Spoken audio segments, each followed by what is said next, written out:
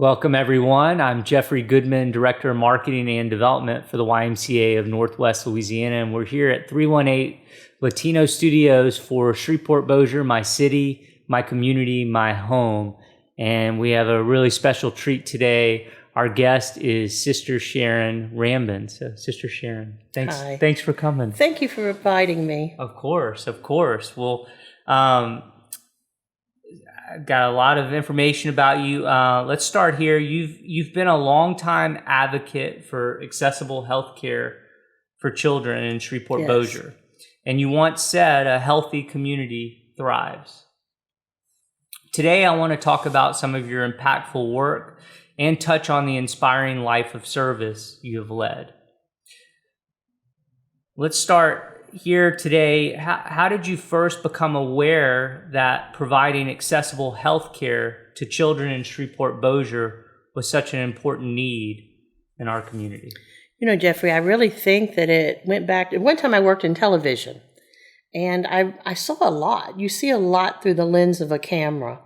And I remember when we would go out and do stories on neighborhoods and different organizations here in our community. And I would see that as a television producer, see the needs of the community very clearly, and the people who were struggling to bring services to the community and to children in particularly. And I think that that's really where it first touched me, that we really needed to do something, especially for children in our community. We have a high poverty rate in North Louisiana. Something like 27% of the children live below the poverty level, and with poverty comes poor health. And I remember, I don't know if you remember it well enough to tell it, but I remember reading a story about you being somewhere and there was a mom or a grandmother taking care of two children and they were both sick. Can you retell or recount that story to the best of your recollection? You really did your research. That's been probably about 25 years ago.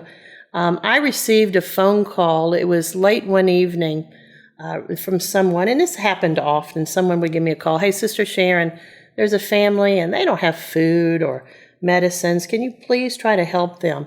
And I received one of those phone calls, again, late in the evening. And they said there is an older lady and she's taking care of two grandchildren in an apartment in off of Egan Street, and said, can you go there and check on them, because I don't think things are good. So I went. It was late, and found an elderly lady, a grandmother, probably a great grandmother, and the apartment had no furniture. It was just like an old piece of a couch. And then like a something on the floor, piece of a mattress. It was dark inside. And I found her sitting in the middle on an old stool. And on each side there was a child, little boy. Probably one was 4, one was about 6. They were burning up with fever. And she was sitting in between them. And she had a bucket of water and a rag. And what she was doing is she was taking the cool water and trying to break their fever. But the thing I saw that touched me, and I would say it was a life-changing touch, she had a baby aspirin on a rag on her lap. And she was trying to see whose fever would last the longest, and they would get the baby aspirin. I couldn't believe it. I said, this is Shreveport. We have this dire needs. We have 2 very sick children here, and this lady with no resources to help them. And of course, I did what I could do and brought them food and bedding and several weeks of trying to get things to them. But poverty is real. It's real. And unfortunately, a lot of our children are caught up in it. Yeah, amazing. Okay, so you touched on this a little bit, but your path to becoming a nun is not the most traditional I've ever come across. After graduating from LSUS, you worked in public relations before joining Channel 3, where you ultimately became a news producer. Yes. You once said, I think all of us have a call to ministry.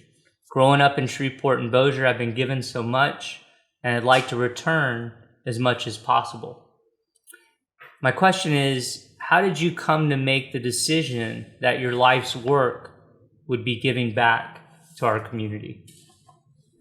Big question there, big question.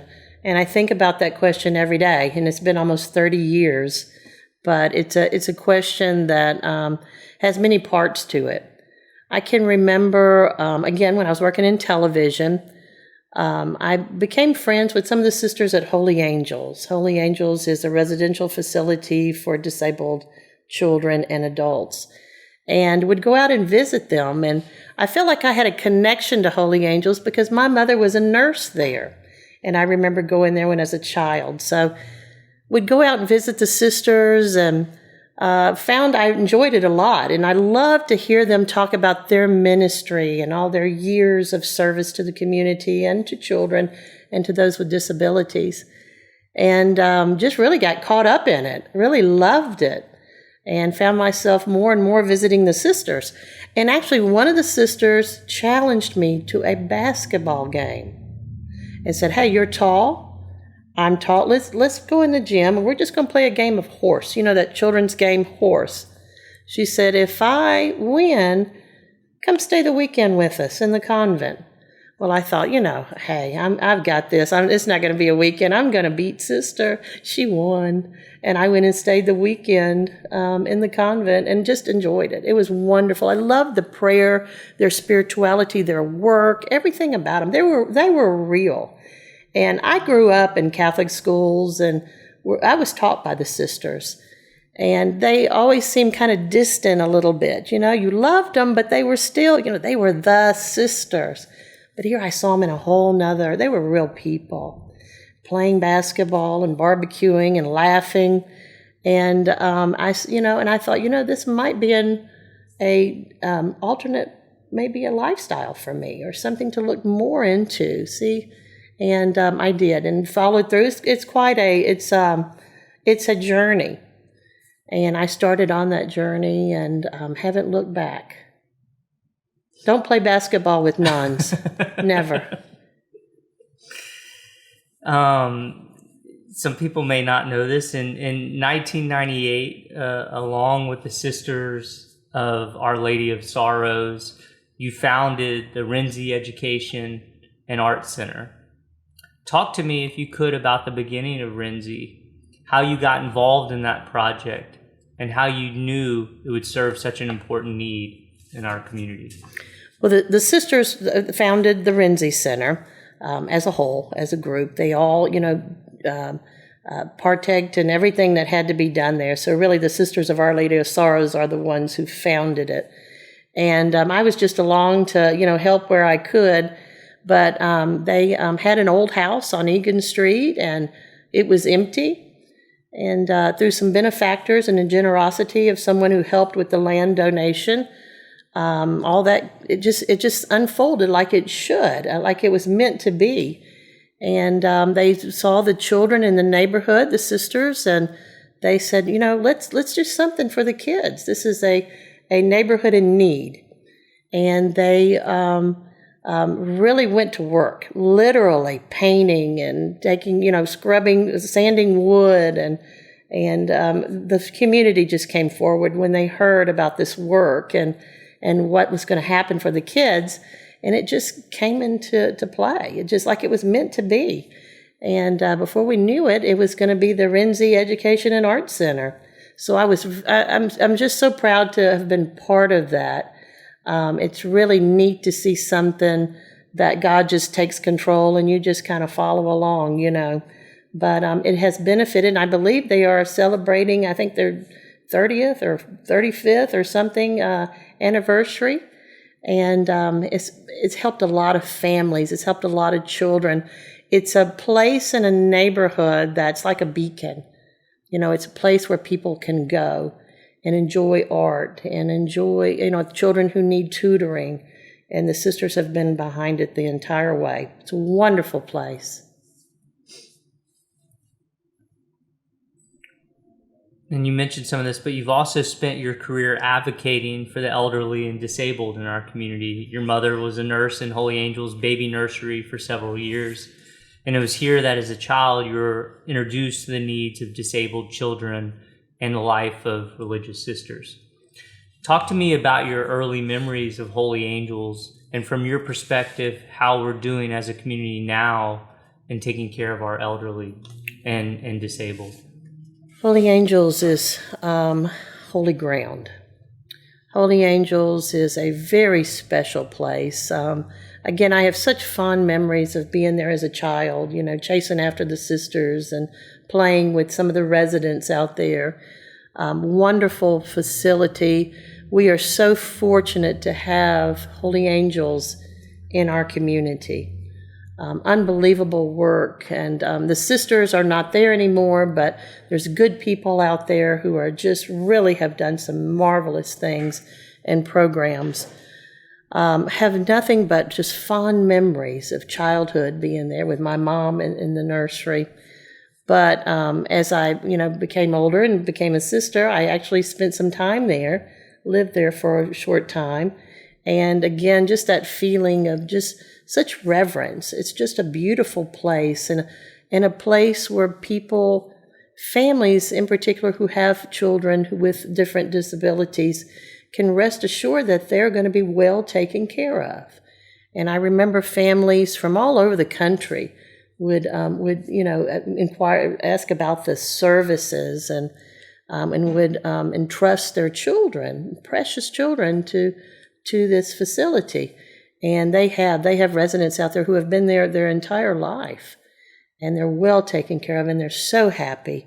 And it's truly to be out at Holy Angels is truly one of the most joyful times of my life. I love it, and every time I go by there, it sends chills, at my back. I just love being out there. So it's a great place. You mentioned the elderly in our community.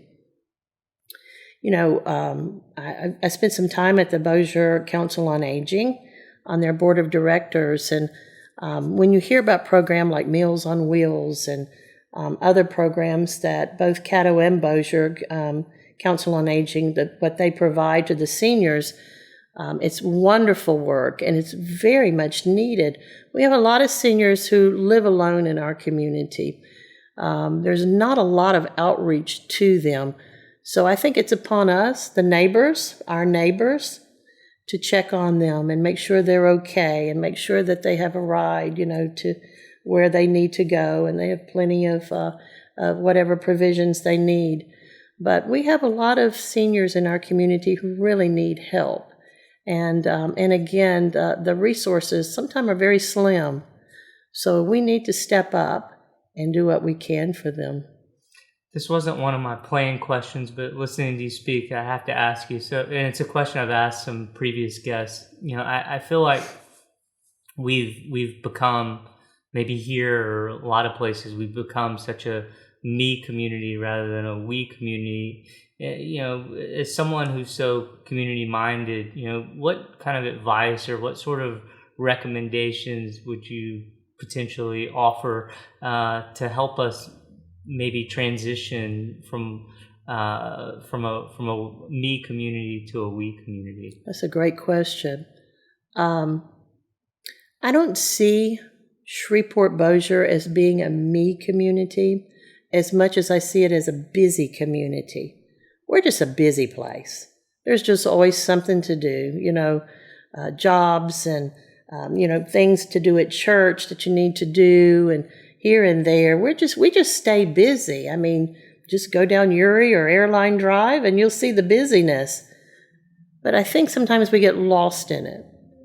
And we really need to take that time and just stop if we can. And I know it's not easy to stop at your job and the things that contributes to helping your own family. But I think that sometimes we need to stop and just truly look around and see who are we passing by. I think that Shreveport-Bossier, sometimes we pass up a lot just in our busyness, but we are a community of need. And in this community, there's not enough of us out there that can help. I mean, with this need, this battle of need, we really need everybody. You know, I have a lot of people who come to me and they say, "Oh, sister, I'd love to volunteer. I'd love to do this, but I don't know how to do much." Oh no, don't even say that. There's something for everyone to do to help others. Doesn't make any difference what it is. The least little thing. I can remember when I was teaching at Loyola College Prep, and on Christmas Eve, we would load up some of the kids, the students from there would join me on Christmas Eve when they should be at home celebrating with their families. But we would load up about 6 pickup trucks full of toys and bicycles. And we went out and made deliveries. We were helping Santa Claus do this, and they enjoyed it. And I hope that it made an impression on their lives of some of the things that they could do, because it doesn't make any difference what age you are or what your background or anything. Someone out there needs you. And so just find a group that's already out there, or call me, and we will reach out, and let's help people. Let's help our community. And speaking about community, I'm curious, these next 2 questions just revolve around your impressions of our community even more than what you just said. So my first question is just, as you look around our community now, what are some of the things that concern you the most, and what seems more challenging today than at other times in your more than 30 years of serving this community? I think some of the things that really concern me, obvious, are some of the you might say the obvious things that concern us all, with the violence and drugs and those sort of things. Obviously, you have to be concerned about that, no matter where you live, whatever community you are. But one of the things I think that really concerns me, as I go to, and currently I manage school-based health centers. And these school-based health centers are located in Title I schools. Title I means that most of the families in that school come from families with income needs, low income. And so as I'm going to these different schools and these clinics, I cut through neighborhoods, the housing and the situation there. I see people living in housing and there's a partial roof. I mean, they're living literally under tarps. And that really concerns me. I know of some of the children in our clinic, they don't have running water in their homes, no electricity. Our neighborhoods. I wish we had a means to do more in our neighborhoods to help people. Just basic needs, housing, a safe place to call home, a home with food, and with all the other things that we know that we need. Our neighbors need them too. So that always disturbs me to cut through on some of the streets. And sometimes I just ride around in neighborhoods just to see what's going on. And that really disturbs me. But overall, Shreveport-Bossier, I think that we're a caring community. I really do. Our churches are wonderful. You go wherever, you go different places in town, and there are people from churches distributing clothes and food and things. We have wonderful organizations who are doing things to take care. Christian Service is wonderful. Hope Connection is terrific for the homeless. They're out there. They're workers. And I can't imagine our community without these organizations. But there's a lot of things to do. And just lastly, on the other side of the last question, what seems better today and makes you optimistic about the future of our community? I'm very optimistic just because of the people in our town. We're a caring community. I think we reach out. I think we have a far reach that when something happens in our community, people rally. And I've seen it many times, when some tragedy or something happens, our community rallies. And you'll see a long line of cars, whether it's bottled water or collecting or whatever it is. And they do that. We have great healthcare facilities here who take care of those with no health insurance. They're out there. We have great educators in our schools who go beyond education. They're truly taking care of children, their basic needs. I've seen teachers in some of the schools where I work who they're coming to school with bags, and you think it's some of their own, maybe it's their lunch or something. It's a bag of toothbrushes that they have personally purchased to give to their students. I think Shreveport-Bossier cares. And I think that we have a lot of focus on some negative things in our community. But there's a whole lot of goodness out there, Jeffrey, a lot. And is there anything else? I mean, we could talk about so much because you do so much. Is there anything else about the work you've done or the work you're doing or what you see that you'd like to mention today? We have all the time in the world if there's anything else. Oh, no, don't ever tell me that. I'll stay and talk. One of the, I've mentioned some different organizations, but one that I really have enjoyed being part of is David Raines Community Health Centers. David Raines is out there with 6 community health centers for those who need quality health care, and plus 8 school-based health centers. And they do some wonderful work in providing health care to families or individuals. Doesn't make any difference what culture or age or socioeconomic level, with providing health care to these people. And, healthy people are happy people. And so they have such tremendous work. And I've had the pleasure of being part of their ministry for the last 6 years. And it's a terrific organization, and under the leadership of Mr. Willie White. And they just do such terrific work in our community. It's a small organization, small healthcare system, but their outreach is huge. They across like 4 parishes, and they do some tremendous work. And you don't hear a lot about them in the community, but what they do is big. They really do some great things. So it's a pleasure to be able to work with them these days and to see what all they do. Again, we're a community that cares. A lot of great organizations, but we just need to make sure that we take care of one another too. Thanks, sister. Really Thank you, appreciate Jeffrey. You being here. It's been a pleasure. Thank you. Likewise. Thank you.